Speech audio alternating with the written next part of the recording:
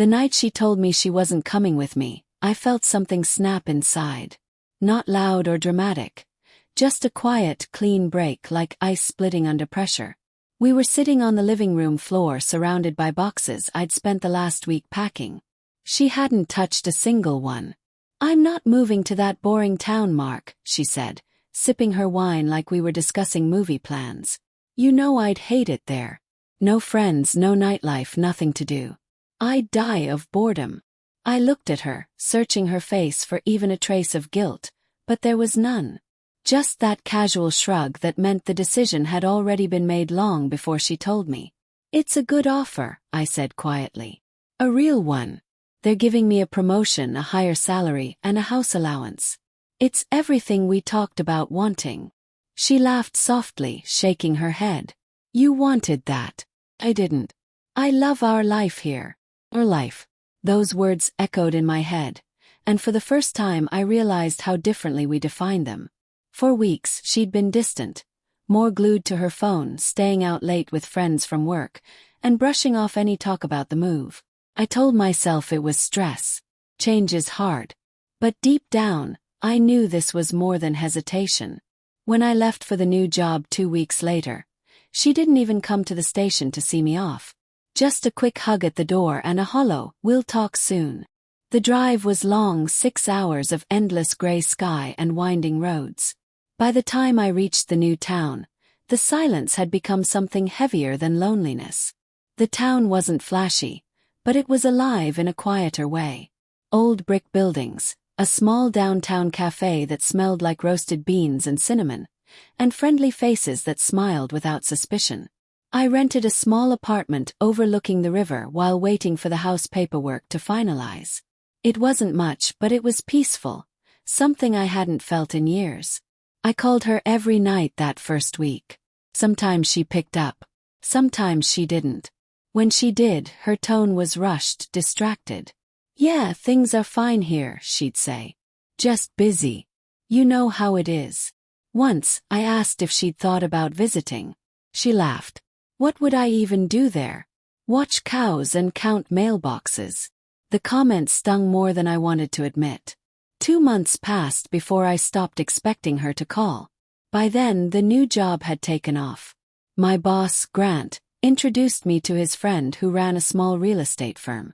"You should buy instead of rent," Grant said. "Prices here are ridiculous right now.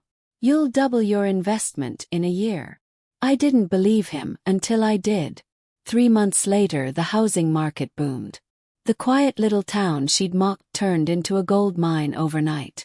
The house I bought for $180,000 was suddenly worth over $400,000.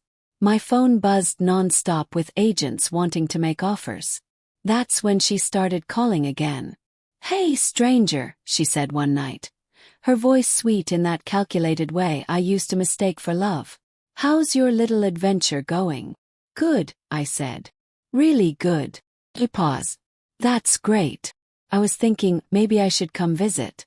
You know, see what all the fuss is about." I almost laughed. "You said it was boring." "Well, maybe I was wrong," she said lightly. "You can show me around. We could reconnect." Reconnecting sounded nice in theory. But her timing was too convenient. She didn't call when I was lonely. She called when I was successful. Still, I said yes. When she arrived, I picked her up from the station. She looked the same. Perfect hair, perfect smile, perfect act. But something about her felt different. Forced. Her eyes darted around, taking in the town, the shops, the restaurants. I could practically see her calculating numbers in her head. "So this is the boring place?" "Yes." She gave me that practiced laugh. "I'll admit, it's cuter than I thought." That night we ate dinner at the River Cafe. She told stories about how crazy work had been, but every time her phone buzzed she turned it over, face down. Old habits, same lies. Later, as we sat in my living room, she walked her fingers up my arm and said, "Maybe I was too quick to judge. Maybe I should have trusted you more." "Maybe," I said. She leaned closer, her perfume familiar, her warmth tempting. I wanted to believe this was real again. But then her phone lit up, and reflex made me glance at the screen. A message flashed. Did he buy it? Can't wait till this is over. The world tilted for a moment. I looked at her, then at the phone, then back at her fake smile. Who's that? I asked. She froze just for a second before grabbing the phone. No one. Just a friend. Friend, I said quietly. What's his name? Her silence told me everything. I stood up, heart pounding so hard I could feel it in my throat. You came here for the money, didn't you? Her lips parted. Mark, that's not. Save it, I said. You called me boring. You called this town dead. And now you want in because it's worth something. Tears welled in her eyes, but they looked rehearsed. That's not fair. I made a mistake. Who's he? Asked again. She didn't answer. I walked to the door and opened it. Get out. Mark, please, she said, standing there with that trembling lip she always used when she wanted forgiveness. Go back to your fun life, I said. This boring town doesn't need you. She hesitated, then left. I didn't move for a long time after the door shut. The air felt heavy, thick with the weight of everything I'd refused to see before. Weeks passed before I heard from her again. A short text. You really sold the house? For $400,000. I didn't respond.